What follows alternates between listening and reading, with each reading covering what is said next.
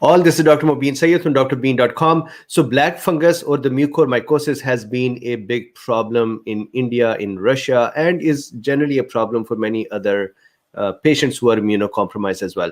So we had done a brief discussion before. I thought this was important that we look at it in a more detailed way, in a more Bean way. So let's start our discussion about the black fungus and do as much of the digging in as we can. The takeaway from the discussion today should be at the end of this, the management of it. So I'll put the management here before we talk about we go over the whole presentation. The management is amphotericin 1.5 to 5 milligram per kilogram body weight. Goodman-Gilman, which is a great book, and then the current book of medicine, so book of current medicine, 2016 also says 5 milligram per kilogram body weight for 4 to 6 weeks. With that, posaconazole, 300 milligram BD, 300 milligram BD the first day, and then 300 milligram OD for 4 to 6 weeks. Excuse me. Posaconazole can also be taken as prophylaxis for those patients that are at risk. For example, patients who are going through the COVID management, patients who are diabetic, especially those who are uncontrolled diabetic, patients who are immunocompromised, patients who have cancers, patients who have leukemia, patients who have, let's say, who are using less hygienic products or devices, nasal cannula, those, or they're not sure about that, or patients or people who are working with soil or plants or fruits, which may not be very clean, the soils and plants and fruits. So all of them can take posaconazole as prophylaxis. With that, if actually the mucormycosis or the black fungus occurs, then there is a surgical emergency as well, and continuous debridement of the necrotic tissue or the dead tissue that is developing needs to be taken care of immediately. Otherwise, the prognosis is very, very bad. Normally, even with all of these management, the prognosis is 40% and guarded, meaning not good. So that means we have to be very, very careful with this one. So this is the basic management of it. I'm going to go over the whole discussion of what is the fungi, what is mucormycosis, what is the pathophysiology of it, how do we manage that, how do we diagnose this, and what are the signs and symptoms of it. So let's start our discussion. So once again, the way I feel that this is important is just like with the vaccines and the thrombotic thrombocytopenia. This is a similar thing that we should be aware of it, especially if we are healthcare workers, and secondly, we are general public who is in the outbreak areas, for example, in India or Russia or other such places. So let's start. And while we are looking at it, let me show you the links as well. All of these links are present in the description. So this is drbeen.com. This is a very good writing biology reader about mucormycosis and what it is and the structure and the transmission. This is what are fungi or fungi and what are or funguses. So mucormycosis is a type of a fungus. This is basically a type of mold, actually. It's not a yeast or not exactly a fungus, it is a mold. And then mucormycosis is a type of mucorale mold. So what are mucorale? That is a discussion here. Then what is mucormycosis itself? That is a discussion here. And as you can see, there are these pictures here do not do justice to what can happen with this. I cannot show you those because of the copyright issues, but you can Google them and say black fungus and you'll see how the damage to nose and eyes and face and jaw can occur. Then what is black fungus? This is the black fungus area. This is India's ICMR that has released a diagnosis and management guideline for mucormycosis. And then this is pulmonary mucormycosis, or the fungus in the lungs, black fungus in the lungs. And this is by the RSNA. Then we have also effect of glucocorticoids. So one of the questions that is very important is that why does mucormycosis actually cause the damage? And one reason for that is that any patient that has acidosis going on in their body, mucormycosis becomes opportunistic and start growing faster in that environment. Remember, the rotten foods and everything, they are also acidotic. So acidotic environment is good for mucormycosis to grow. So whenever we develop acidotic environment, this opportunistic fungus would start growing faster. So this is a couple of links over here, that how do steroids cause acidosis or acidotic environment, and how does diabetes. We know that type 1 diabetes can cause ketoacidosis. Type 2 diabetes, uncontrolled, can also cause lactic acidosis, and that is the link over here. With this, I also want to show you the books so that you are comfortable. This is the Medical Microbiology Made Ridiculously Simple. This is that book over here. This is mucormycosis. Then this is a very, very good book on microbiology called Javet's Microbiology, and I have some references from here as well. This also is a great book called Medical Microbiology, and I have some of the mucormycosis related topics from here as well. So the references are here right in front of you, and now let's start our discussion. So here is the mucormycosis. What it is it is a mold. It is a microscopic. It's not really a plant, because plants can do photosynthesis. These molds or fungi cannot do photosynthesis. In that way, they look more like human, or not human. They look more like eukaryotic systems, or more like animal system, not non-plant systems. At the same time, they also, like animal cells, they cannot make their own nutrition. They have to gather fuels from outside and then convert them into nutrition. So they are kind of a mixture between the animal cells and the plant cells. So here, if you see, there are a few things to consider. Number one, do you see these horizontal branches? These horizontal branches are called prostrate. So if you see here, prostrate, not prostate, but prostrate hyphae. Hyphae are nothing but threads. So these things are mold. Mold are multinucleated threads. Mucormycosis, or this fungus, does not have septa. What does that mean? In a long thread, we cannot identify individual cells, but the thread has nuclei, multiple nuclei, which means there are actually multiple cells, but the boundary between them is not very clear. When these hyphae become mature or old, they may develop septa, but normally they do not have septa in mucormycosis. So these horizontal ones are the ones that lay on the surface of the substrate. Substrate is the thing on which the mold is growing. For example, let's say rotten fruit or rotten vegetables or jams or berries or donuts, as somebody was saying over here. The rotten things is where these mold can grow.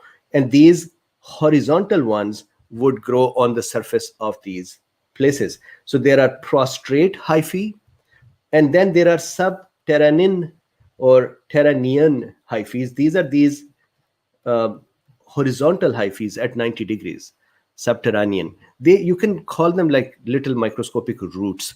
They actually penetrate deeper into the surface of the substrate. Substrate, once again, the thing on which this mold is growing, and then they absorb things from there. Then on top of this, there are 90-degree angle hyphae or threads that grow in the air. And these are called, of course, these will be called aerial hyphae. So they go towards the air or at the 90-degree angle from the surface. So three kind of hyphae: horizontal, then piercing the substrate, and then going up in the air. The ones that go up in the air, these are just like plant structures, but they are not plants because they do not do photosynthesis. So now these hyphae, or the threads that go up, at the end, they become a little dilated or little bigger. And then they develop these bulb-like structures on them as well. Those bulb-like structures are called sporangiums. Within the sporangium, this structure over here, if I can make it bigger. So for example, this one, this bulb-like structure is sporangium. Within the sporangium, there are these, the ones that are made in orange color, there are small seeds, if you will. These are called sporangiospores. So these are the ones that would actually allow more of the hyphae to develop. These sporangiospores can escape from sporangiums when sporangium become mature, and then these sporangiospores would go to the sides and then grow further. This is how mold would just continue to grow on the other surfaces. The hyphae itself, this hyphae, the vertical one, these are called sporangiophores. So sporangium, sporangiospore, sporangiophore, and then aerial hyphae is the sporangiophore. Then we have prostrate hyphae, and then we have subterranean hyphae. These are threads and structures. This is a mold that is not dimorphic. Sometimes fungi can live like a yeast or mold. Yeast is when the fungus or this this thing lives in one cell as a single cell. Then we call it a yeast. If it lives like long cells, long multiple threaded cell structures, then it is a mold or a fungus. Fungus are something that we can actually see, and they have their spores and structures outside the surface as well. So anyways, that is what we have. We're talking about a mold here. The genera, this mold, is present in Rhizopus. So give me 1 second. Looks like my my computer nowadays hangs a lot. So 1 second. All right, so Rhizopus, Rhizomucor, or Mucor are the families in which mucormycosis is found. Now continuing, you can tell that I had lots of fun today drawing these diagrams. Habitat, where do these live? How can we catch them? Are they around us? These are around us all the time. Our immune system can actually manage them very well. That is why we're not even bothered by them. But look at this, dead fruits, rotten fruits. Mucormycosis lives in rotten fruit. Once again, because the environment is acidic and it loves to grow on the acidic environment. Then rotten plants. So the green one over here, it's a rotten dead plant. So rotten plants, rotten vegetables. So rotten plant kingdom things in which mucormycosis actually lives and enjoys and grows. That means people who are working with farms, people who are working with gardens, people who are taking care of trash or the things that are rotten, they would be more exposed. Then people who are working in the food areas where there may be stale food around, they would also be exposed. Those places where there is stale food, which would then allow the mold to then grow on the surfaces of the walls and other places, would also have this problem. The places where there is damp soil, the earth, damp earth, wet earth, moist earth, that is also a place where mucormycosis is found.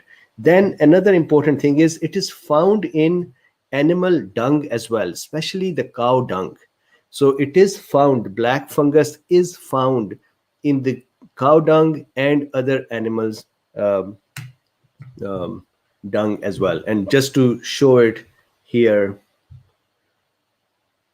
so if you see here, for most of the mucor is the bigger family, the mode of nutrition is saprophyticus, that is decaying matter, or coprophilous, that is growing on cow dung or the dung of other herbivorous animals. So it is on the cow dung as well, so just be a little more careful. Then it is an opportunistic fungus. We all almost have contact with this fungus. So we don't all develop black fungus because our immune system can take care of it. Fungus looks for a weaker immune system plus more acidotic environment in us to be able to start growing faster. Once it starts growing fast, then getting ahead of it is very difficult. The problem that what it does is it causes blood vessels to become fungal. It grows in the walls of the blood vessels and occludes them, it blocks them, which causes the blood supply occlusion, and especially in the nose area, from there to the cribriform plate, I'll show it to you later, then to the brain, to the eyes, to the jaw, to the respiratory system. So it can cause dead tissue there and even kill people. But it is opportunistic. It has to have a situation where the person's immune system is down and the acidotic environment is there. So how is the immune system going to be down? Prolonged ICU stay means a person, number one, is exposed to unclean, unhygienic situation. ICUs are, as much as they are kept clean, hospitals are not clean because there is all kind of infections there. Secondly, the person who is in the ICU has a weaker immune system. They are in ICU for some reason. Then thirdly, they are definitely going to be having an acidotic environment as well because of the medicines used or because of their own body state.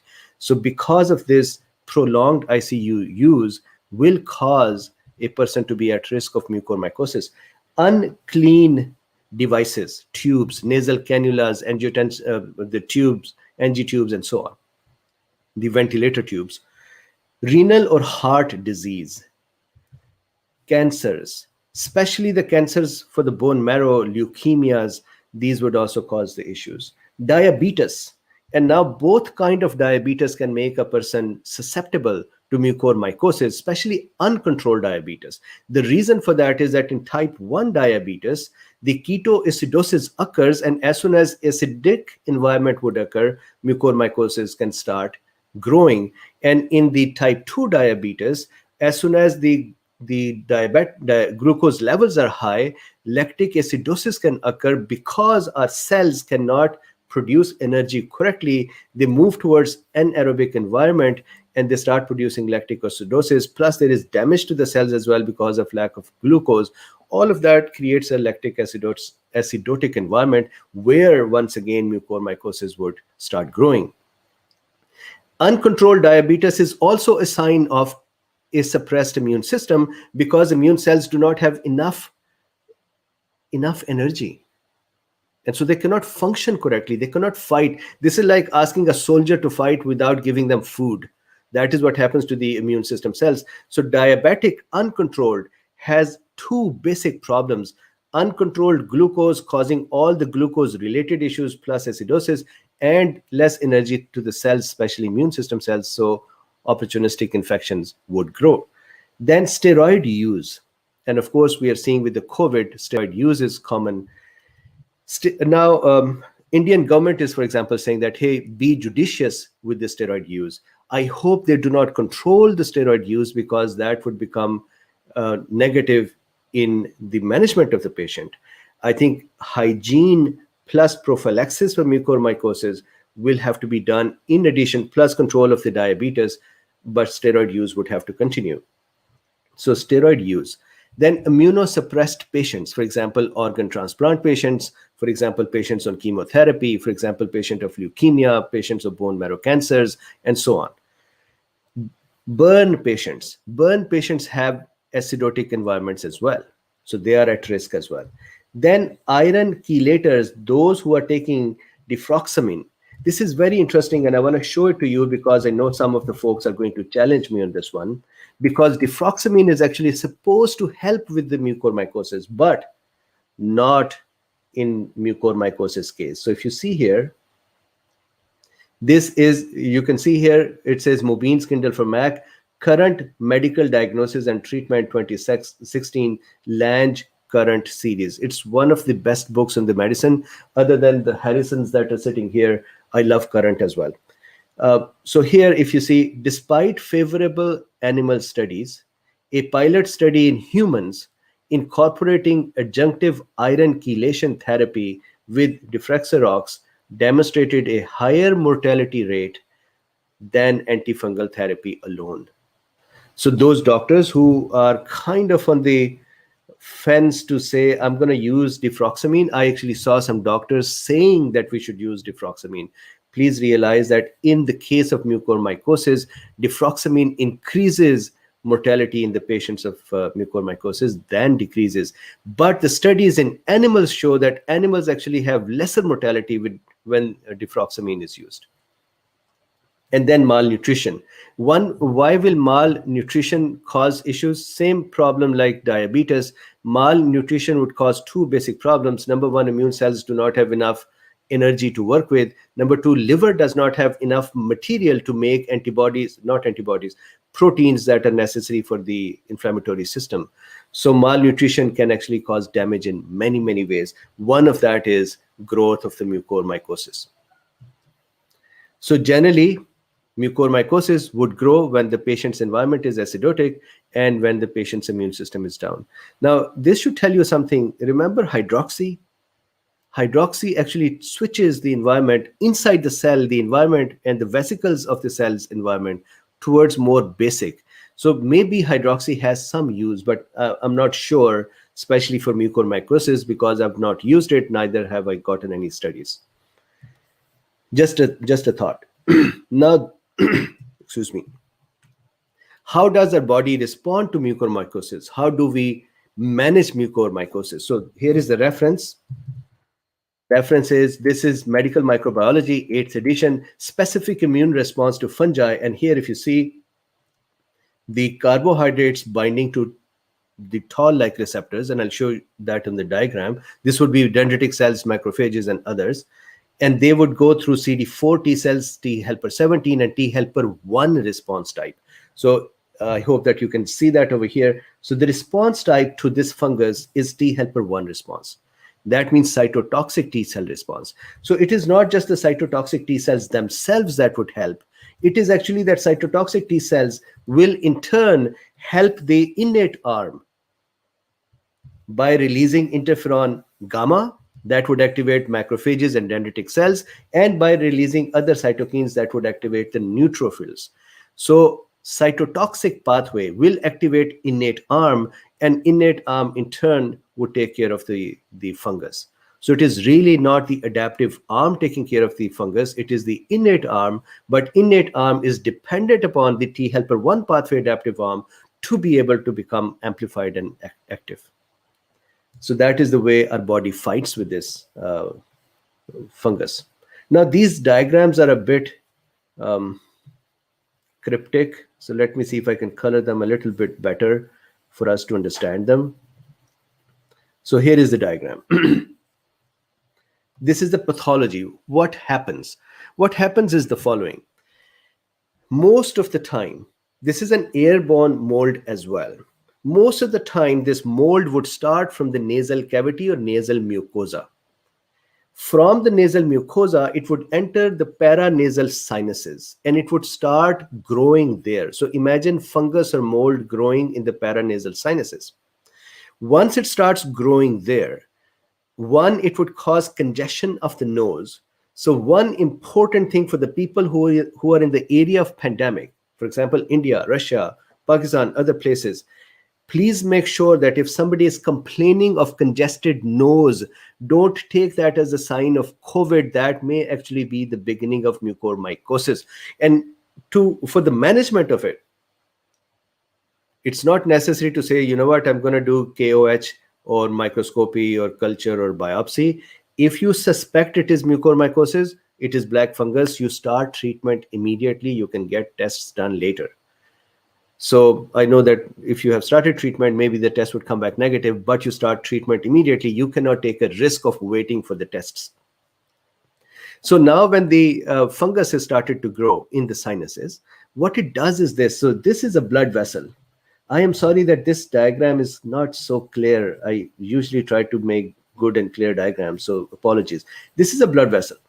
The fungus actually starts developing, growing in the walls of the blood vessel, especially in this area, in the facial area. And when it starts growing there, it would actually grow towards the blood vessels that are going to brain, that are going to the skin, that are going to eyes, that are going to the nose. The result is blood vessel has fungus growing in its wall. So the blood vessel will close. It will become obstructed. That obstructed blood vessel would mean it would not supply blood to wherever it was supplying blood. This is like if you have a water pipe and you block the water pipe in the middle and you are using that water pipe to water some plants. So now because there is no water in the pipe, those plants are not going to get the water. Same thing here, that when the blood vessel is occluded, obstructed, then the area next to it will not get Next to it, in medicine we say distal to it, the area which was down the road from that blood vessel. That area would not get blood, nutrition, no oxygen. That area would become ischemic, that area would become necrosed, that area would become black, that area would become dead. Now, this is why it is called black fungus, because the area would become dead, number one. Number two, if you let that dead area stay there, don't clean it out, then that area would become infected, and then the whole hell would break loose. Saving the patient would become a problem. Now, this necrosis can be under the nose, inside the nose, off the nose cartilage, off the skin around the nose, off the eyes, off the brain tissue. It can go, because it's a respiratory system illness, from the mucous membranes, it can go in the respiratory system as well, that is the trachea and bronchi, and cause pulmonary mucormycosis as well. So that is the basic pathology. So nasal mucosa is usually the starting point. Sinuses, nasal, paranasal sinuses are usually the starting point. Blood vessels start becoming inflamed and obstructed. That causes airway obstruction, lungs damage, brain damage, skin damage, and so on. Now, what are the signs and symptoms? What will patient do or have? Patient would start with nasal congestion, nasal bleed. They may have vomiting with blood in that. They may have swollen eyes. They may have just the red skin around the nose. They may have black necrotic tissue, dead tissue under the nose. So don't ignore them. Don't say, hey, what is this? Bleeding from the nose or congestion, or that is just COVID. No, if you're sitting in the outbreak area, patient is saying my nose is blocked, don't think it is a secondary bacterial infection. This could be mucormycosis, and you have to treat antifungally for that as well. So what would happen? Fever. So look, you can start confusing this with bacterial secondary infection. So please don't do that. Fever, headache. So this headache is not because there is just patient having headache because of COVID. This may be because the blood supply to the brain or the fungus is reaching the brain. Fungus can grow through the cribriform plate. So the medicos here, they know that there is a plate on the roof top of the nose which has small holes in it. That is why it is called cribriform plate. Cribriform, it is like a sieve. So through this is where the olfactory nerve passes from. The mucormycosis, this fungus can actually grow through these plates towards the brain, through these tiny microscopic holes, and it can go to the brain. So really dangerous once it becomes active. And once it becomes active, it is very difficult to get ahead of it. So don't let it become active. Headaches, altered mental status, swollen eyes, black red skin, nasal congestion, nasal bleeding, necrotic tissue under the nose, near the nose, around the nose, near the eyes, nasal bleeding, vomit with blood, cough, shortness of breath. You can take them all and say this is bacterial infection or this is a vascular disease. But please make sure that this could be mucormycosis. You immediately start treatment. Now, how do you prevent? So there are two types of preventions. One is related to COVID and the other one is just generally. So in generally, wear masks when you are in the affected areas. Have good hygiene. Cleanliness is very, very important. Long sleeve shirts so that it does not get a chance to sit on your skin. Gloves when you are working with rotten food or plants or these kind of things. Long trousers. So once again, to prevent this from settling on your skin. Shoes, once again, if you're working with damp areas or soil and so on. Especially if you're working with the animals who may have their dung on the floor and you're working with them, wear shoes so you don't come in contact with the dung. So if you're working with the soil, if you're working with the plants, dead fruits, vegetables, animals, just be very, very careful. And then, of course, in case of COVID, if you're using nasal cannula with oxygen, if you're using tubes, if you're using hospital equipment, if you are using steroids, if you have uncontrolled diabetes, all of those things need to be corrected. Diagnosis. So look, I'm going to repeat this one. I have written it here as well. Many doctors have been asking me this, that how do we diagnose it? Guys, as soon as you have clinical outcome clear to you that this may be mucormycosis, you have to start treating for mucormycosis. I know that amphotericin has side effects as well. That is what you'll have to check as you start helping the patient. But you cannot stand back and say, I'm going to get the test done, and then after that, after 5 days, I'll decide what to do. Till that time, there'll be too much damage done. So this is why in diagnosis, I have added clinical signs and symptoms and history. This is not written in the books this way. So in the books, you would say microscopy or biopsy of the dead tissue or area. Then in there, you should see, the report should come back and say non-septate hyphae. Remember, the mucormycosis is non-septate, meaning it is long threads with multiple nucleus, but there are no boundaries of the cells. Other fungi are usually septated. They have boundaries of the cells. So non-septated hyphae with broad irregular walls, and they are branching at a right angle. So you may have seen in the beginning, the diagram that I made, there were right angle towards the substrate, horizontal, and then right angle towards the air. That is how this particular fungus presents itself. Culture, you would see colonies of spores with sporangiums. So those dilated bulbs at the end of those little hyphae, you would see those spores in there, you would see sporangiums in there. That is what you would see in the culture. But please don't wait for this as soon as the clinical signs and symptoms are clear. Just start treating. What is the treatment?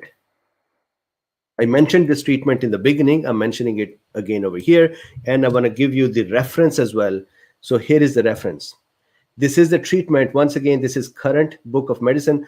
Optimal therapy for mucormycosis involves reversal of predisposing conditions. So whatever is causing it, for example, uncontrolled diabetes, for example, use of steroids, for example, use of unclean things, reverse those first.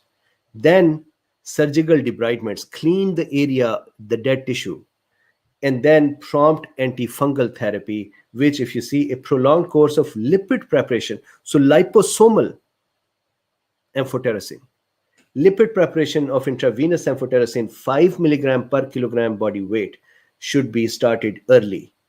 Based on in vitro susceptibility, posaconazole tablet 300 milligram per day orally is generally used as well. And then I have already done this discussion that defroxamine is not really useful. And look at this, the historical 4-week mortality rate is 40%, although better response rates have been noted. 40%. So imagine how important it is to start managing earlier. So back here, what is the prophylaxis? Posaconazole. Prophylaxis is here. 200 milligram 8 hourly or 200 milligrams 6 hourly, depending upon the patient's condition, if they have cancers, if they have leukemias, if they're immunosuppressed, or if they are uncontrolled diabetics. So you would have to figure out how to adjust this dose. Posaconazole then as a treatment, 300 milligram BD. So first day, 300 milligram twice. Then for next 4 to 6 weeks, 300 milligram once daily. Amphotericin. Amphotericin is the king of antifungals, correct? So 1.5 to 5 milligram, I think we should go with the way current says, and that is 5 milligram. They don't say 1.5, but I know that in India, they say 1.5 to 5. 5 milligram per kilogram once a day, 4 to 6 weeks. Patients who have renal disorders, they should be given liposomal amphotericin. Surgical debridement regularly. It is a surgical emergency. And with that, correct whatever are the underlying problems. So this is how this situation needs to be taken care of. I hope that it makes sense. I'm going to stop here. Please do me a favor. Please like, subscribe, and share.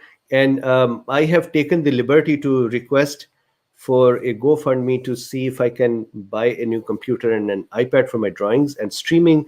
If you think it is valuable to do that, please share with me. Please support me on that, and then we'll go from there. So I'm going to stop here. The links for support and for GoFundMe are in the description. If you want to do just minimum, then just like it. If you like this talk, and then give me 5 minutes and I'll come back online for chit chat. Thank you very much.